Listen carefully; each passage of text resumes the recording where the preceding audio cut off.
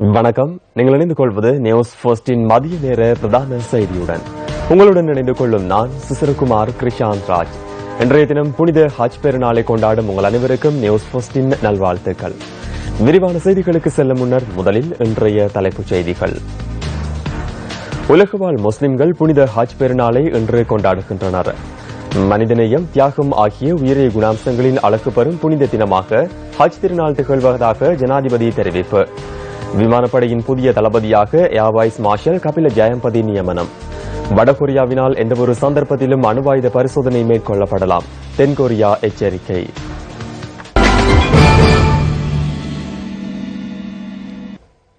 விமானப்படையின் புதிய தளபதியாக air vice marshal Kapila Jayampathi நியமிக்கப்பட்டுள்ளார். ஜனாதிபதி மைத்ரிபால சிறிசேனவினால் இந்த நியமனம் வழங்கப்பட்டுள்ளதாக பாதுகாப்பு அமைச்சு தெரிவித்துள்ளது. விமானப்படை தளபதி பதவியுடன் கபில ஜெயம்பதி ஏர் மார்ஷலாக பதவி உயர்த்தப்பட்டுள்ளதாகவும் பாதுகாப்பு அமைச்சு மேலும் சுட்டிக்காட்டியது.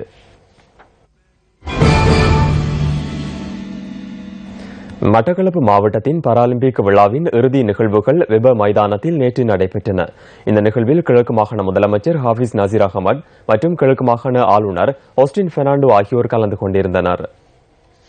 சிலவேளை கவலைகள் இருந்தாலும் கூட அவற்றையெல்லாம் ஒரு துச்சம் எனும் மதிக்காத நாட்டிலே ஒரு பெருமைப்படக்கூடிய தைரியமான எல்லா வகையிலும் உடல் ரீதியாக மாத்திரமல்ல மன ரீதியாக உங்களுடைய தைரியத்தை நாங்கள் மெச்சாமல் இருக்க முடியாது.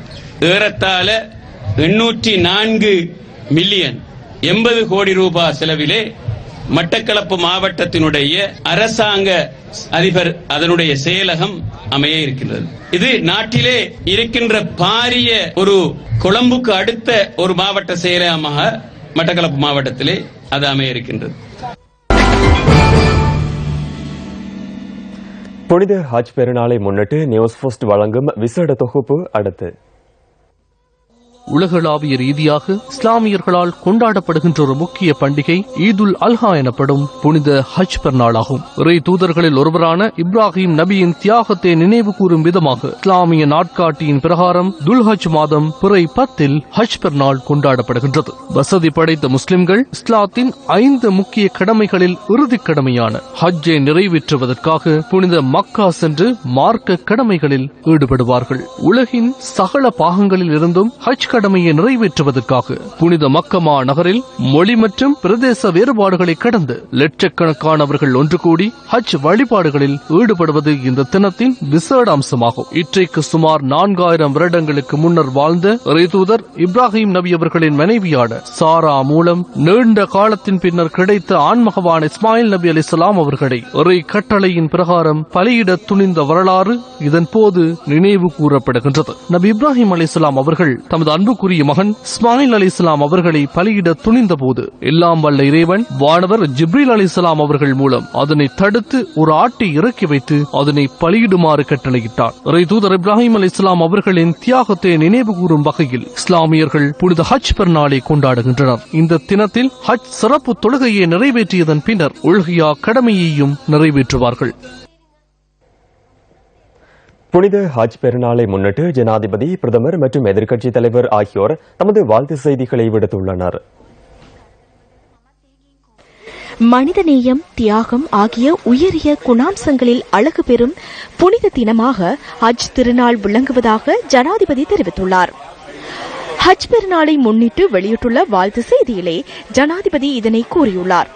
சமாதானத்தினதும் சகோதரத்துவத்தினதும் எல்லைகளை விரிவுபடுத்தி முஸ்லிம் மக்கள் புனித குரானில் வரும் முகமது நபி நாயகத்தின் வழிகாட்டலை ஏற்று பின்பற்றும் தத்தமது மத பக்தி மீது பாரிய அர்ப்பணிப்பின் உச்சகட்டமே ஹஜ் வழிபாடு எனவும் வாழ்த்துச் செய்தியில் தெரிவிக்கப்பட்டுள்ளது.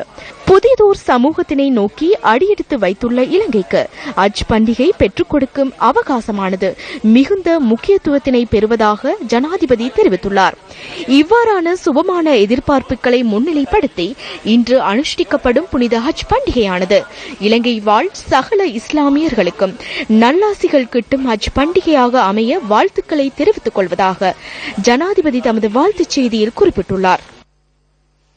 தியாகத்தினதும் ஐக்கியத்தினதும் நல்லிணக்கத்தினதும் உன்னதமான படிப்பினையை ஒவ்வொரு வருடமும் நினைவூட்டும் ஹஜ் நிகழ்வானது உலகம் முழுவதும் வாழும் முஸ்லிம்களின் ஒற்றுமை, சகவாழ்வு மற்றும் அதன் மூலம் வெளிப்படும் ஆன்மீக ஒளியை சிறப்பாக எடுத்துக் காட்டுவதாக பிரதமர் தமது வாழ்த்துச் செய்தியில் கூறியுள்ளார்.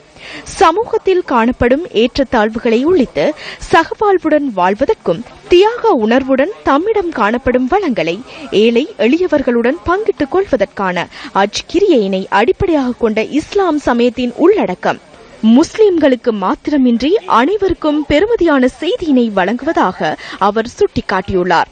ஹஜ்ஜின் ஆன்மீக பெருமானங்கள் அனைத்து உலக மக்களையும் மிகவும் சிறப்பானவர்களாக மாற்றுவதற்கு பங்களிப்பு செய்யட்டும் என்ற பிரார்த்தனையுடன் அனைத்து முஸ்லிம்களுக்கும் இன்பகரமான பெருநாள் வாழ்த்துக்களை தெரிவித்துக் கொள்வதாக பிரதமர் ரணில் விக்ரம்சிங்க கூறியுள்ளார்.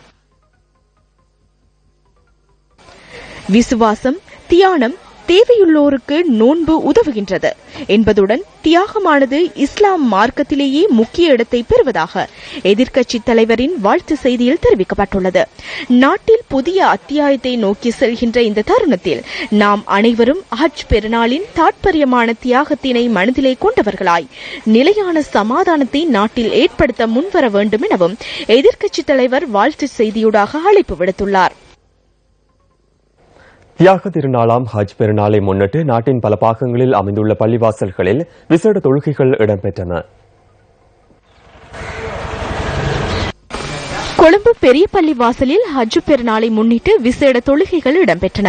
இதேவேளை நாட்டின் பல பாகங்களிலும் ஹஜ் பெருநாளை முன்னிட்டு விசேட தொழுகைகள் முன்னெடுக்கப்பட்டன.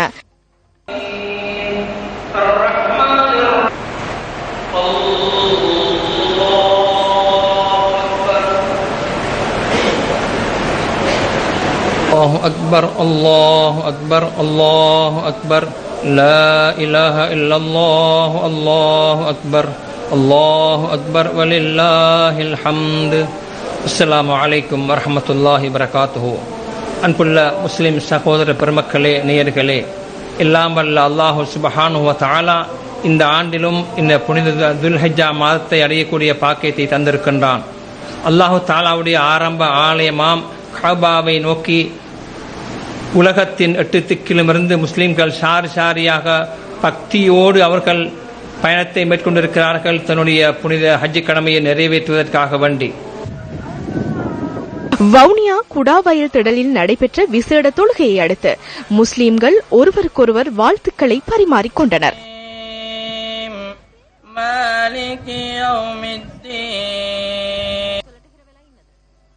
இரக்காமம் ஜும்மா பள்ளி நிர்வாகத்தின் ஏற்பாட்டில் இரக்காமம் குளக்கரை மைதானத்தில் ஹஜ் பெருநாள் தொழுகை இடம்பெற்றது.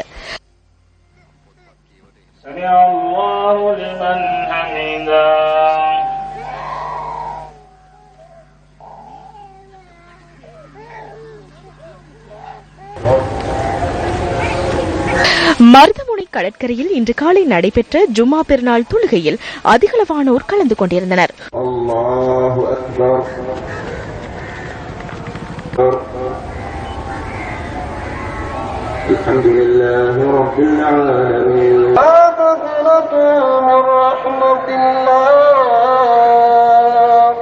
திருகோணமலையில் உள்ள பள்ளிவாசல்கள், மதுரசாக்கள் மற்றும் தக்கியாக்களில் பெருநாள் தொழுகைகள் நடத்தப்பட்டன. நாட்டில் நிரந்தர சமாதானமும் இனங்களுக்கிடையில் நல்லிணக்கமும் ஏற்பட வேண்டும் எனவும் இதன்போது பிரார்த்திக்கப்பட்டது.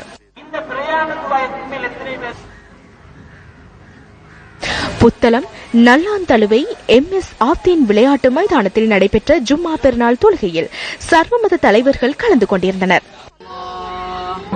நீங்கள் கைகுலுக்கி விட்டு செல்லுமாறு வேண்டிக் கொள்கின்றோம். எமது ஒற்றுமையை வெளிப்படுத்தும் முகமாக நீங்கள் அனைவரும் கைகுலி ஹஜ் பெருநாளை மைதானத்திலே முதன்முறையாக புனித ஹஜ் யாத்திரை தொடர்பான தகவல்களுடன் புனித மக்கமா நகரிலிருந்து இணைந்து கொள்கின்றார் சக்தி FM அறிவிப்பாளர் அல்ஹாஜ் சாலி தம்பி ரவுப்.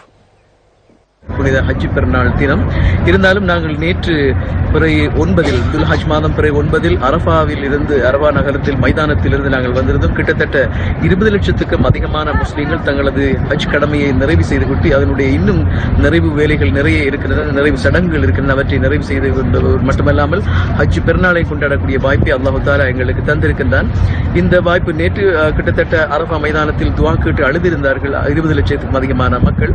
அவர்கள் நேற்று மாலையே இங்கே இந்த முஸ்தலிஃபா நகரத்துக்கு நோக்கி வந்து இந்த முஸ்தலிஃபா நகரிலே நாங்கள் இரவு தங்கியிருந்து இன்று காலை இன்னும் சில மார்க்க கடமைகளை நிறைவு செய்வதற்காக நாங்கள் தயாராகிக் கொண்டிருக்கிறோம். புனித முஸ்தலிஃபா நகரிலிருந்து ரவுஃப்.